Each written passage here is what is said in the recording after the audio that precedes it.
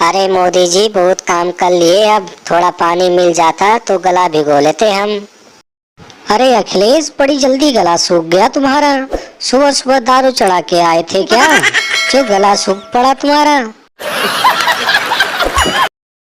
अरे मोदी जी, आपके योगी ने दारू तो छोड़ो, खाने के भी लाले कर दिए मेरे। तभी तो आपके खेत में मजदूरी कर रहा हूँ। अरे 5 साल में जो माल कमाया था वो बड़ी जल्दी उड़ा दिया तुमने अखिलेश।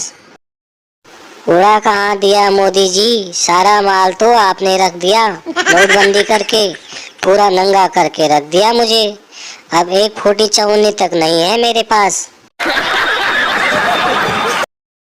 अरे नाराज क्यों होते हो अखिलेश, होता रहता है ऐसा। अब इस राहुल बाबा को ही देख लो, चुपचाप खोदने में लगे हैं बेचारे। तो क्या करूं, अभी मेरा टाइम खराब चल रहा है मोदी जी। लेकिन एक दिन तो टाइम जरूर आएगा मेरा, जब मैं भी पीएम बनूंगा। आएगा आएगा जरूर आएगा, लेकिन अभी तो खुदाई कर, काम बहुत पड़ा है।